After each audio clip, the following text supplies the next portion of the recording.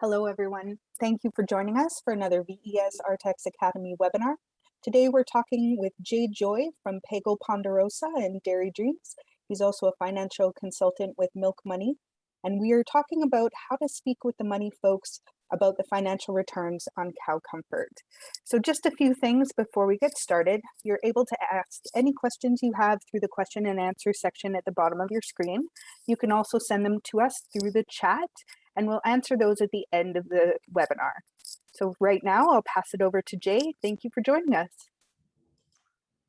Thank you very much, Karen. Like Karen said, my name is Jay Joy. I'm a financial consultant, do a lot of work with Pagels and Dairy Dreams up in Northeast Wisconsin, along with dairies across the U.S.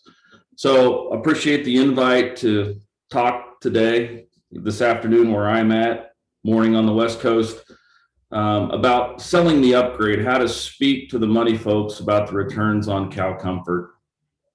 I'll try to keep this pretty high level, pretty short and sweet. As Karen said, if you do have any specific questions you'd like to put forth, just type them out in the chat and we'll do our best job to answer those questions. So the goals of this webinar today, pretty simple. First one being, in order to be able to sell the upgrade or to speak to the money folks about ventilation upgrades and the financial returns on those upgrades, first and foremost, we have to define the wants and needs of the various, what I call money folks. So in my opinion, there's really three people we need to speak to when we're trying to convince someone that there is a return on ventilation projects. So first and foremost, internal accounting folks such as the CFO and controller. Second would be potential lenders that would possibly finance a project like this. And then last, if you do have investors in your business and you're not going to use bank debt to finance a project, ventilation project, if we have to go and get investment capital from folks, we need to learn how to speak to those investors. So, and then last, I'd like to provide a few practical applications on how to message to the various money folks. And when I say that, I mean kind of the do's and the don'ts around that. So I say this a little bit of tongue in cheek, but what are the wants and the needs of the money folks? Well, it's pretty simple in my mind. It's money. Any investment that we make on the farm, whether it's ventilation upgrades like we're talking about today, or investments in genetics with a genetic company, or different feed additives, there's tons of technology available to dairies to invest in. But at the end of the day, the goal is whenever we make an investment, we obviously want a return. So like I said, I say that a little bit of tongue in cheek. What do the money folks want? Well, at the end of the day, they want a return on capital. So first I'll dive off into each specific, constituent, if you will, and explain in my experience what those various parties want. And then after I do that, then we'll go into how do we create a message that speaks to each one of those folks. So I'll start with the internal folks, the CFOs of the bunch, the controllers of the group. So there's a couple things that every CFO wants. First and foremost, it's profitability. Having served as a CFO for many years and kind of run around with a bunch of CFOs in my peer group, it pretty much goes without saying that a CFO wants to be the CFO of a profitable business. I don't think any CFO gets up in the morning and says, I want to go be the CFO of a failing business. So first and foremost, CFOs, they want profitability in their businesses. Second is, finance people in general, they like certainty. And given what we're talking about today, certainty in the fact that if a CFO or a controller is evaluating an investment, they want some quantifiable evidence that there's going to be a return on that investment. So third, every CFO or controller that I know, they really like what I call clean books and well-kept financial records. So they want their ducks in a row when it comes to from an accounting standpoint, from a financial reporting standpoint. And another thing that these folks generally typically want is flexibility to manage tax liability. I don't know if it's an agricultural thing. I tend to think that it is primarily, but when we're if you grow up in agriculture, you're kind of taught that tax is like a dirty word.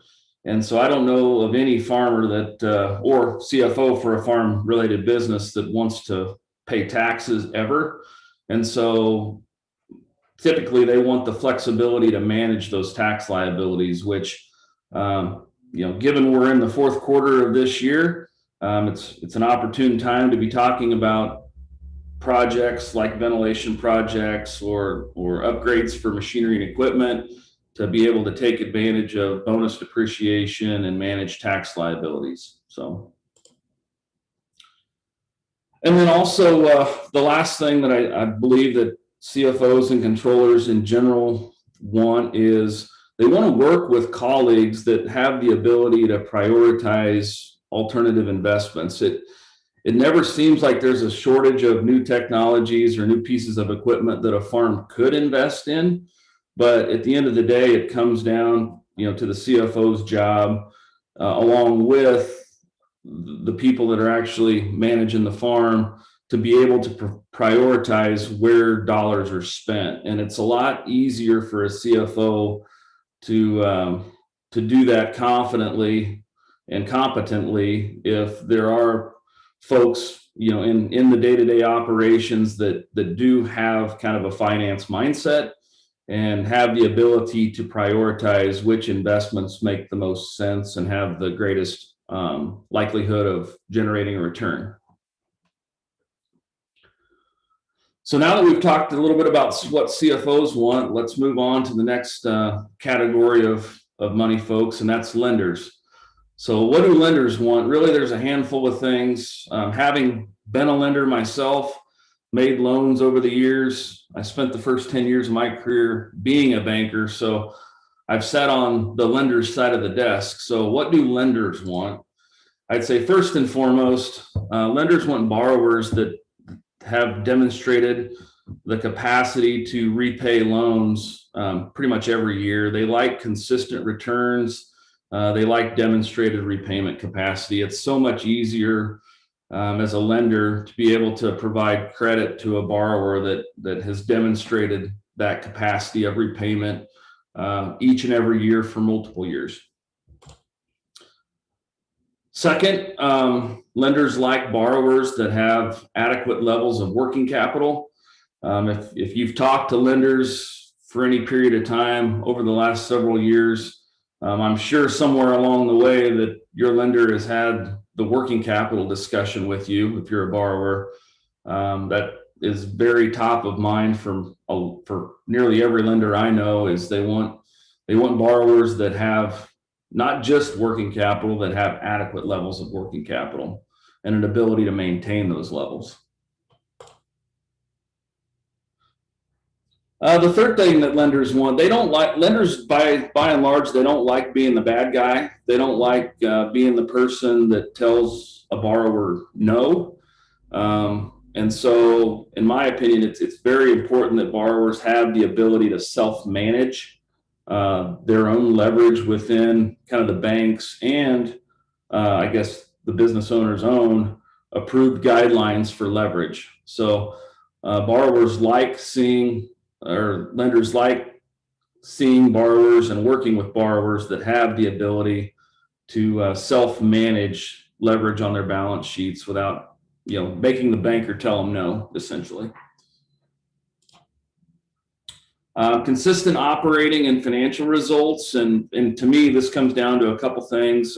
Number one, it's cash flow, but the other thing that generates that cash flow is milk flow.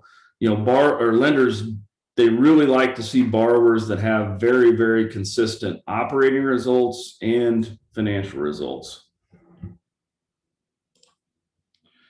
And lastly, lenders don't like surprises. So lenders really like doing business with borrowers that are very communicative, that keep the lenders up to speed on what's going on within the operation, and therefore that the borrowers, that they don't create any unexpected surprises. So now that we've talked about, what internal financial folks, i.e. CFOs, want, what lenders want, what do investors want and need when they're evaluating whether or not to make an investment in a company or in a specific project or technology? So first, investors want investments that generate consistent results. It's very similar to what lenders want. Investors don't like surprises. They like consistency. They'll take maybe a little bit lower rate of return as long as that rate of return is consistent. So where you're not riding the roller coaster and have really, really high highs and really low lows. Investors in general, they like consistent returns and consistent results. And specific to, specific to the dairy industry, I have had some experience with dairies that have off-farm investors that are involved. And it's not just enough that the dairy farmer knows how to speak the language of dairy. It's also important that the partners have the ability to speak the language of business, which I'll get into here further in the presentation.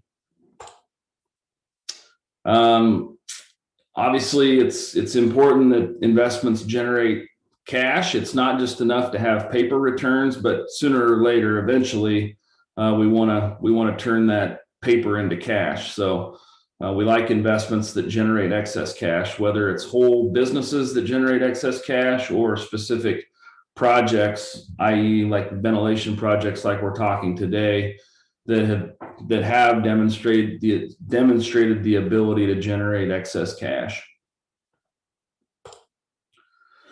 And then last, investments that don't require what I call follow-on investments, which means investments that essentially pay for themselves in a reasonable amount of time. Whether that's something like a ventilation project like we're talking about today that has the ability to pay for itself in a couple years, or a land investment that generates enough cash flow to pay for itself in 10 to 15 years. Generally speaking, that's what investors are looking for, is once the upfront investment is made, then they don't have to continue to plow cash into it to make it work. So now that we've talked about kind of what the various parties of money folks want and need, I guess let's talk about some practical things, some of the do's and the don'ts of how you as a dairy farmer can message to those folks in order to explain, the viability or the logic behind, why you may want to invest in cow comfort technology, ventilation, that sort of thing. So number one, you've got to explain both the operational and the financial logic behind the upgrade request. Financial folks, they generally understand returns on investment, payback periods, compound annual rates of return, that sort of thing. But in my experience, it's not just understanding the financial, side of the decision, but also giving the financial folks kind of a picture into, the biological side. Why does this technology work? And so, in my opinion, it's, explaining them in a very basic way, what are the effects of heat stress predominantly on production, reproduction, and feed efficiency. And so I've got to take my hat off to the manager up at Dairy Dreams, former partner Don Niles. He actually showed me the power of this a couple years ago when we were evaluating putting some fans and some ventilation technology in the holding area at Pagels Ponderosa. One of the things that he did is he didn't just tell us, this is what happens when you've got heat stress, but he actually took us out into the holding area, on a hot summer afternoon when it was like 90 degrees in Northeast Wisconsin, high humidity. And he had us sit there in that holding pen and just feel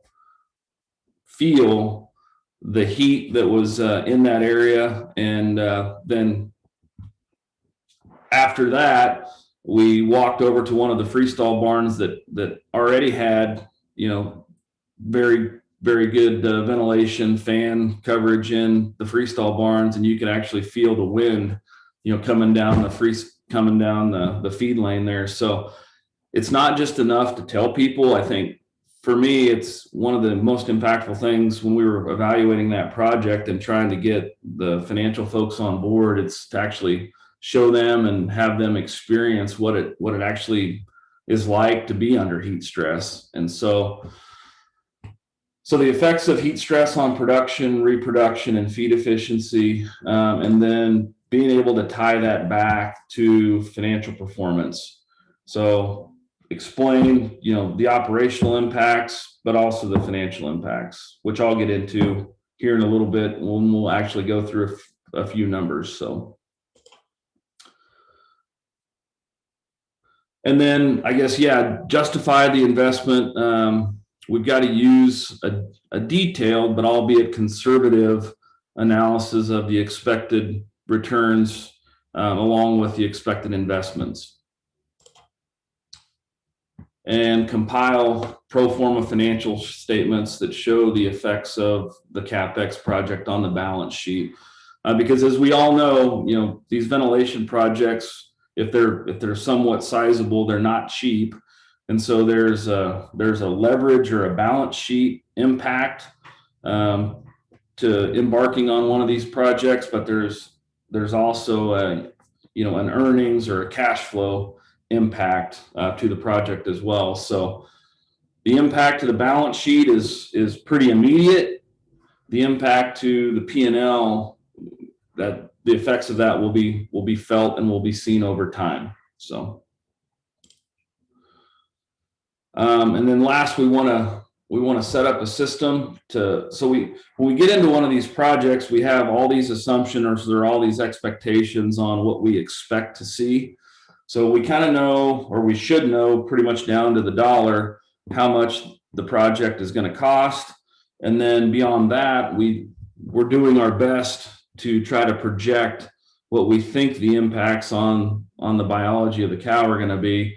So I always say, let's make sure that we set up a system, on the front end when we make the investment to measure the actual returns of the project for a few years following the upfront investment. Another thing we want to do is we do want to consult with our accountants to determine, the project's costs, how much should be capitalized versus expense, because that does have an impact on, tax liability and the ability to deduct on our tax returns. And then last, we do darn sure want to make sure we consult with our banker on how we're proposing to finance the project. Because like I said, bankers do not like surprises. So here we've got an example of a pro forma balance sheet. This is not an actual balance sheet. This is essentially an example that I essentially made up, showing where this fictitious farm, what their balance sheet looked like as of a specific point in time. And then in this case, this specific farm is evaluating, what is the impact to the balance sheet to do a $500,000 ventilation project upgrade. And so you can see here, I've highlighted in yellow essentially the two areas of the balance sheet that change, where we're showing our building and improvement values going up by $500,000 on the asset side of the equation. On the liability side of the equation, we show an increase to our term debt by corresponding amount, $500,000. And so down at the bottom, you can see that this really has no impact on our net worth dollars. We started at a little over $13 million net worth, and on a pro forma basis, we're still a little over $13 million net worth, but it does have a small impact to our percent net worth, which is what a lender is ultimately going to be looking at. So in this case, very comfortable leverage position, 68% net worth, and on a pro forma basis, 66% net worth. But based upon your beginning, percent net worth and the size of the project, anytime you're getting less, getting around 50% net worth or less, that's always an area where lenders start getting a little bit nervous. So there's two factors that impact, leverage position on a pro forma basis when you're evaluating one of these big ventilation projects. It's where are you starting from on a percent net worth basis, and where are you projecting to end, after accounting for the effects of the CapEx. So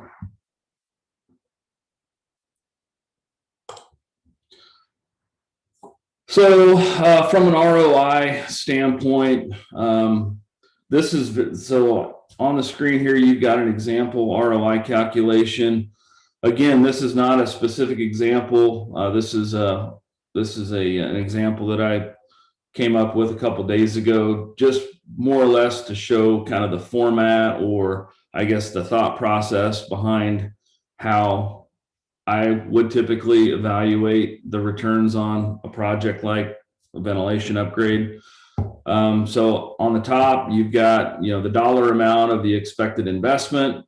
So in this case, $350,000 for fans and controls, $150,000 for doing some upgrades to pull off the curtains and put on poly. And this is more or less a tunnel vent situation. So we've got the expected investments on the top, and then on the bottom we've got the expected benefits. Now again, this may or may not fit your operation. This is an example I put together just to show you from a philosophical standpoint how we would go about kind of trying to quantify the benefits and compare those benefits relative to the investment. So in this case, you can see that really we expect really three things to occur, by making the investment in the ventilation upgrade here. Number one, we expect to improve feed efficiency during the period of time where we experience or historically experience heat stress, i.e. during the summer. So here we've got number of cows impacted. I'm assuming 2,000 cows in one single barn. The duration of the impact in days, 90 days. That's typically, obviously, that's when we experience heat stress, particularly in the upper Midwest, is June, July, August, maybe a little bit into September.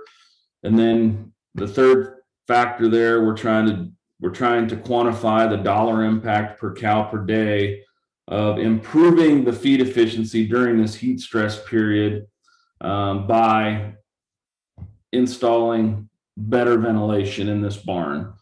And so the assumptions I'm using are cows are given 90 pounds of milk a day. We're able to hold our feed efficiency at 1.6 times instead of going in the summer heat stress, going down to 1.5. And we're assuming 19 cents per pound milk price and 12 cents per pound cost of dry matter. And so really it's pretty simple math there to try to quantify the impact of improved feed efficiency during this 90-day period. So as you can see in the example, it's about $83,000. Well, let me go back a slide. Sorry about that. The second area where we do expect to see some sort of a return would be an increase in milk yield. So we all know that if you have a period of prolonged heat stress in the summer, it's not only it's can the cows come back, it's how quickly can those cows come back, and does it set them on a little bit higher plane in terms of production.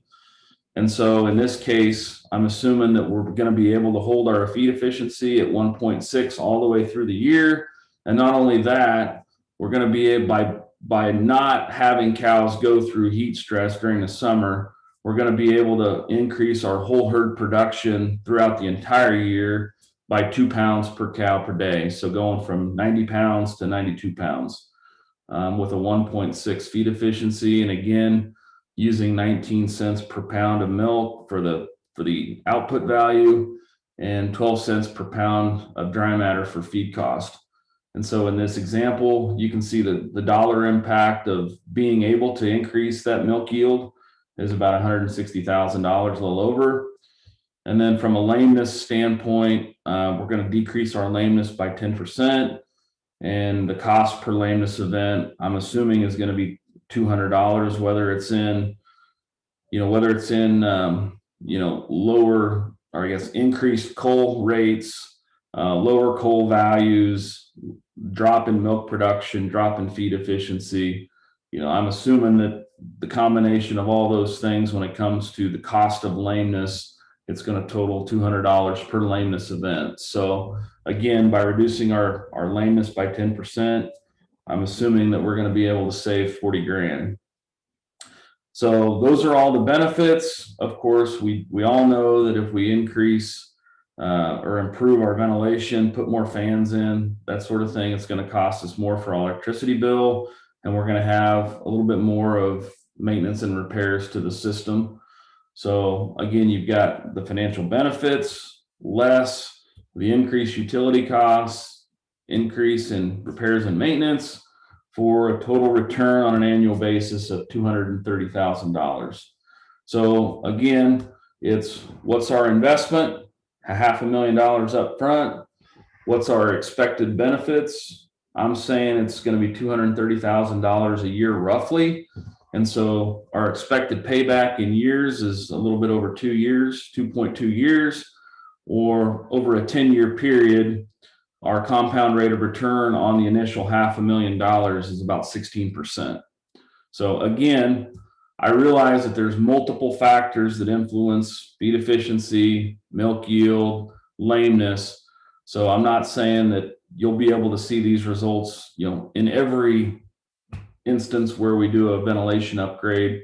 I'm providing this more as an example of what's the process look like to be able to evaluate the expected returns relative to the investment in an upgrade to your ventilation system. So this is the ROI calculation, something very similar that we would go through.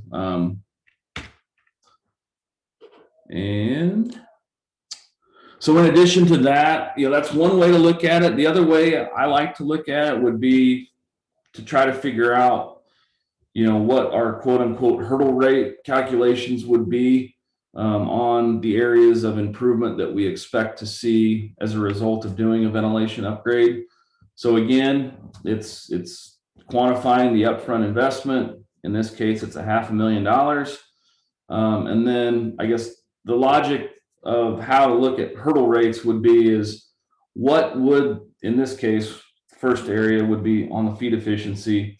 What would the feed efficiency need to be under the 90-day period of heat stress on these 2,000 cows to be able to pay for the system over 5 years? So that's the logic of how I looked at this. So in this case, we've got our $500,000 investment. And these numbers, what I'm saying here is that in order to pay for that $500,000 investment, we would need to be able to maintain a feed efficiency ratio for that 90-day period of heat stress during the summer on those 2,000 cows of 1.64. So we were at 1.6. That was the assumption that I made on the previous slide. My assumption was that if we did not do the upgrade to the ventilation system, we'd fall back to 1.5. What I'm saying is we need to be able to go to a 1.64 in order to pay for the system over 5 years. So that's the logic behind that calculation. And then kind of the same logic on the milk yield increase of the 2,000 cows that we would impact by doing this ventilation upgrade. How much more additional milk would we need to produce in order to pay for that $500,000 investment over a 5-year period? And so you can see here the numbers. I'm saying if we make the $500,000 investment, we need to produce, those 2,000 cows need to produce another 1.3 pounds of milk per day, every day for the next 5 years to pay for that investment. So, and that assumes again, 19 cents per pound on your milk price. 12 cents per pound of dry matter on your feed cost, and a 1.6 feed conversion.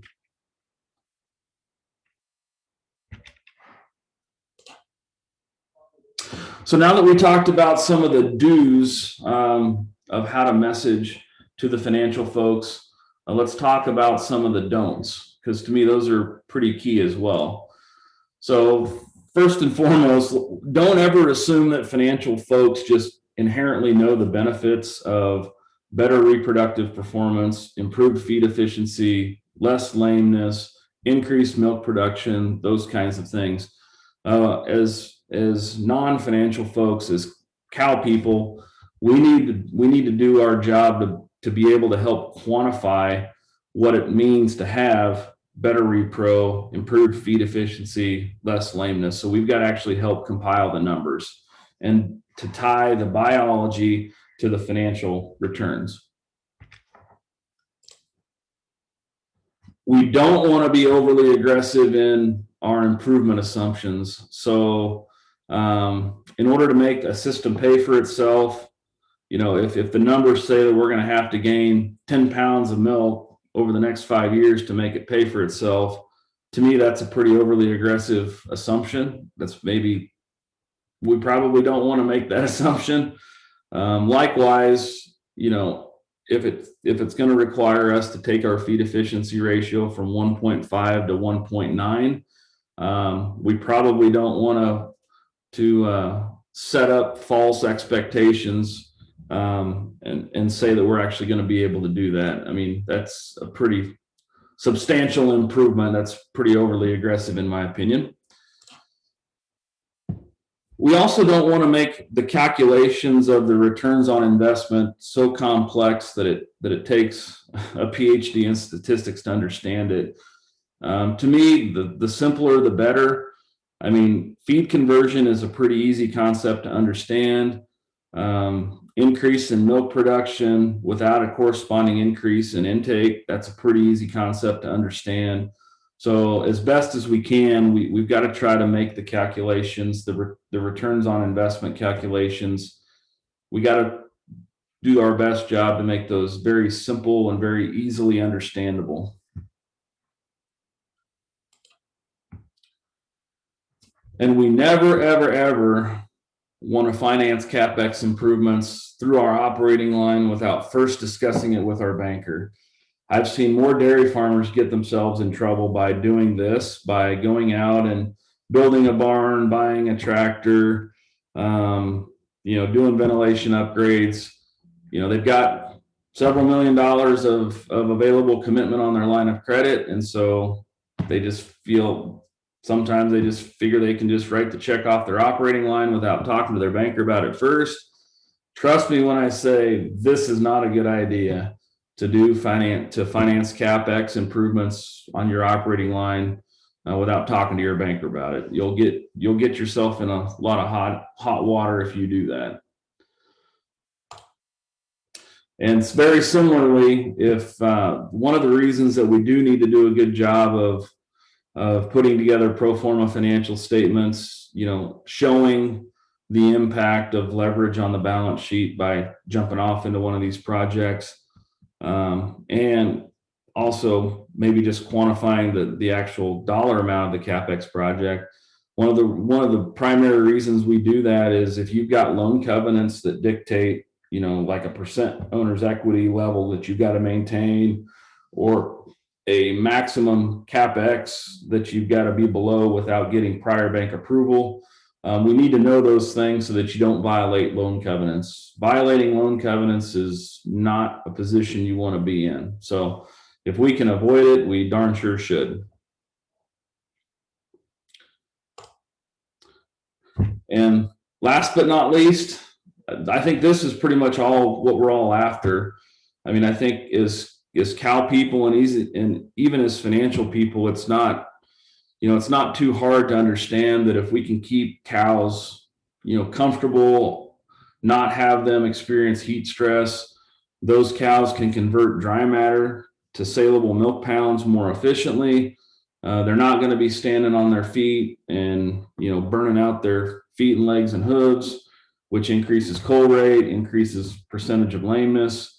I mean, those are some pretty basic concepts to understand, that the more we can get cows off their feet, laying in a nice, comfortable freestall bed, converting dry matter into milk pounds, it's good for the cow, it's good for the P&L, it's good for the balance sheet. So to me, that's kind of what the goal is to keep cows comfortable and keep cows as productive as we can possibly make them. So with that, that's the end of my prepared materials. Karen, I'll turn it over to you. If you've got some questions in the chat section, I'd be happy to try to answer them if there are any. Thank you. We had a question come in off the registration list, and that was, are there any specific questions that farmers should be asking their CEOs or investors or lenders? I mean, as owners, I think they should be asking some very similar questions. In terms of, okay, if I'm an owner, absentee owner, essentially I am an investor, right? I'm not involved in the day-to-day management of it. Basically, what I'm allowing the farm to do is use my capital to deploy that capital in cows and facilities and labor and crops, hopefully to get a return. So I think the questions that owners should be asking are identical to questions that an investor would ask. What's the investment? What's the dollar amount of the investment? And then what are the expected benefits from a production standpoint, and then tie that back to a financial or a monetary standpoint. To me, it's all about return on investment if you're an owner and or investor. So thank you.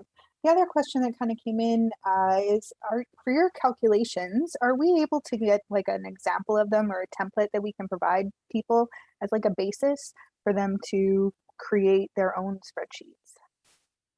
I would be happy to share the Excel spreadsheet that I put together. I mean, if you're familiar with Excel, you can go into the cells and see some of the formulas that I've got, so you can see the calculations that I went through. So I would be happy to share that with you, Karen, and then you can distribute that as you get requests. That'd be Perfect. fine. Yeah, thank you very much.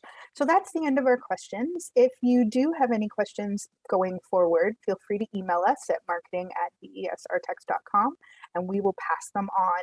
So thank you, Jay. We really appreciate you coming out. This has been a great presentation. Thank you.